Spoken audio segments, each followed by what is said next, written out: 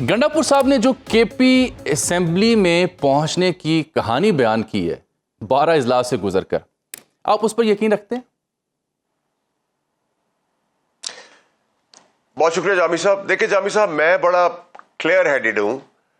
मैंने आपको आने से पहले कहा था कि ये डी चौक नहीं आएगा। ये डी चौक नहीं आया। केपी के हाउस चला गया लेकिन डी चौक नहीं गया। सवाल यहां से उठना शुरू हो जाना चाहिए। इनका ये तर्ज सियासत हमेशा रहा है कि ये लावारिस इनह्यूमन काम करके इंसान को इंसान ना समझते हुए लोगों के बच्चों को, गरीब बच्चों को सड़क पे बेसहारा छोड़ के भाग जाते हैं। इनके जितने लीडर्स थे वो जो थे कब्रों में बैठ बैठ के इश्तियाल दिला रहे थे।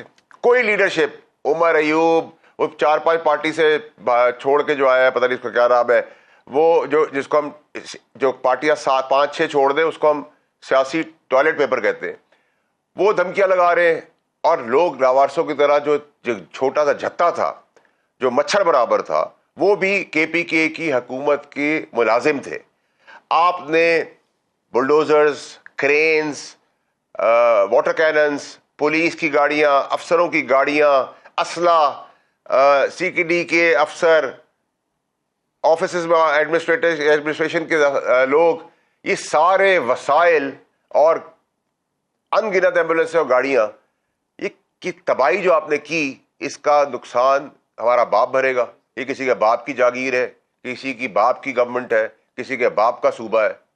केपीके वाले भी हम हैं, हम भी केपीके वाले हैं, हमारे पाकिस्तानी भाई हैं। ये जो उनकी मरकजी क़यादत पे आप सवाल उठा रहे हैं, वो ये कहते हैं कि हमें तो की हिदायत थी कि आईनी तरामीम आ सकती हैं, आप गुमशुदा लापता हो सकते हैं, दबाव डाला जा सकता है, तो हिकमत अमली के तहत लीडरशिप मरकजी मंजर से गायब थी। ये तो वो ये कह रहे हैं, शेख वकास हूं, बैरिस्टर गौहर हूं, वो सब कुछ ऐसी दलील पेश करते हैं। बनाने के लिए कुछ भी एक्सक्यूजेस बना ले। एक्सक्यूजेस का तो आपका, मैंने 24 घंटे पहले, कल सुबह नहीं परसों रात को ट्वीट कर दिया था। मैं सुनाता हूं, ये गाड़ी में बैठ मैं आपने अच्छा किया याद दिला दिया। मैंने एग्जैक्ट आपके सेंटेंस रखे हैं। 5 अक्टूबर को आपने एक्स पर यह पोस्ट की कि तारीख रकम हो गई, बहादुर जंगी मिस्टर डंडापुर आपने लिखा, चूहे की तरह गाड़ी की डिग्गी में बंद होकर भाग गए।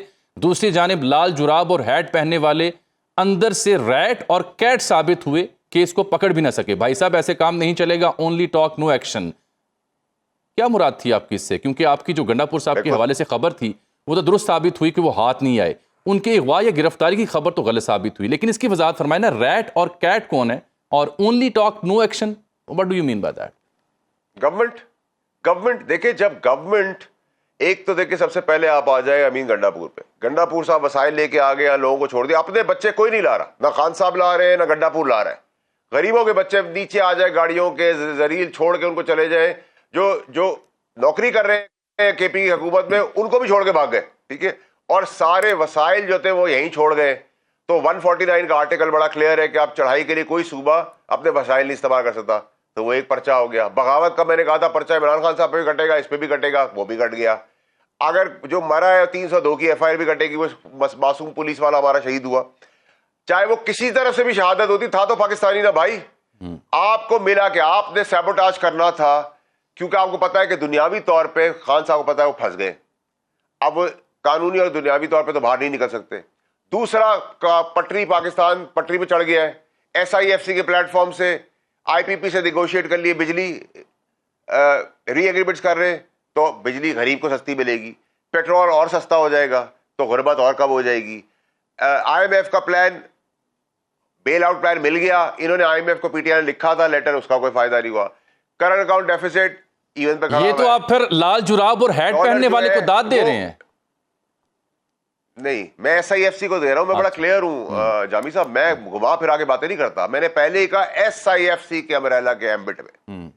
तो अगर जिसने अच्छा काम किया है, ठीक है, डॉलर को रोका हुआ है, स्मगलिंग रोकी हुई है, ठीक है, तो मैं किसको क्रेडिट दूं? क्या फौज को गालियां देने के लिए बैठे हुए?